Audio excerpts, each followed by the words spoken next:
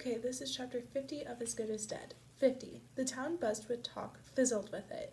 The hushed kind, but the kind of hush meant to be overheard, particularly loud in Pip's ears. Isn't it just terrible? Gail Yardley walking her dog.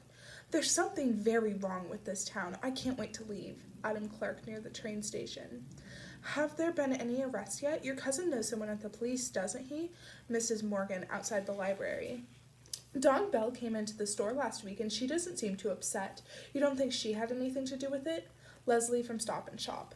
Pip had two hushed conversations of her own, now out in the open for everyone to hear, behind closed doors and whispered all the same. The first was with Nat on the Wednesday, both sitting on Pip's bed. Someone from the police called me, a Detective Hawkins, in relation to their inquiries into the death of Jason Bell. He asked me if I'd knocked on Max Hastings' door on the night of the 15th, if I'd hit him in the face. And? Pip asked. I told him I had no idea what he was talking about and why on earth he would insinuate that I would willingly go to the house of someone who assaulted me, put myself in a situation where I was alone with him. Good, that's good. I told him I was at my brother's house from around 8 that night. Dan was already too drunk and basically asleep on the sofa, so he will verify that too. Good. It was good. That meant Hawkins must have interviewed Max at least once already, probably again after securing his cell phone data, asking once more for him to explain his whereabouts on the evening Jason died. Max told him he was home alone all night, fell asleep early, and that Nat DeSilva had knocked on his door. But Hawkins already had the data from his phone, could see that Max wasn't at home, could see the calls that pinged a cell tower, placing him at the scene, and now he caught Max in a lie. Several of them. There was another unsaid thing hovering between Pip and Nat, and that was a dead Jason Bell.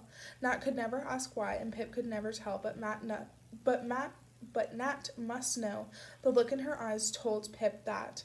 And yet she didn't look away. She didn't. She held Pip's eyes, and Pip held hers, and though it could never be said, it was understood. Max killed Jason, not her. Another secret bond that held the two of them together.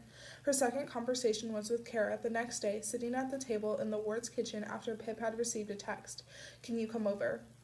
The detective, he asked me and Naomi where we were on the night of the 15th, if we were with you. So we told him yes, and what times we left and arrived, where we went, that it was just a normal night and we were hungry. That was it. Showed him the photos and videos on my phone too. He asked me to send them in. Thank you, Pip said, the words inadequate and frail. There was that same look in Kara's eyes, too. She must have known, when the news broke about Jason, what else could it be? She and Naomi must have looked at each other and known, whether they said it out loud or not. But there was something unshakable in Kara's eyes, too, a trust between them, and even if this tested it, it had not broken it. Kara Ward, more a sister than a friend, her constant, her crutch, and that familiar look on her face helped loosen the knot in Pip's gut. She didn't know if she could have taken it, if Kara had looked at her any differently. And that was another good thing. Hawkins was now looking into her alibi, verifying it.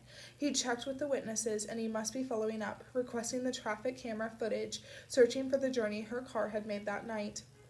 Maybe he'd already seen the tapes from McDonald's, seen the charges on her card and the times they were made. See, Hawkins, she was exactly where she said she was, miles and miles away at the time Jason was killed. Another conversation which was probably more of an argument than a conversation with her parents. What do you mean you're not going on Sunday? Her mom gaped. I mean, I'm not going. I can skip the first week of college. Classes don't actually start until the week after. I can't go yet. I have to see this through. I'm onto something here. Her dad, who rarely shouted, had shouted for hours. This was apparently the worst thing she'd ever done to him. I think they need me to find the killer for them, and you're saying a week of getting drunk is more important than that? A glare in answer. If I miss anything, I'll catch up. I always do. Please trust me. I need you to trust me. Just as Robbie had trusted her, and she couldn't leave town without knowing they'd done it. No mercy, no holding back. This was the final fight. Pip had given the police everything. She'd placed Max at the scene during the time of death window using the cell phone tower. She'd left Max's hair at the scene, his shoe prints, traffic cam footage of his car driving away after burning it down. Blood on the sleeve of his hoodie at his house, and in the mud caked under his shoes. Maybe they hadn't found all that yet, but she was about to give them something else too. Episode 1. Tie the narrative together. The motive. The background of this town. What happened to Andy, to Becca. Bad blood between two men. An altercation confirmed by witnesses. A hint that wounded pride. At a fight that maybe went too far. Security cameras at this individual's home that would surely back him up if he had nothing to hide. The interview with Jackie had already gone some of the way, but Pip had to take it one step further.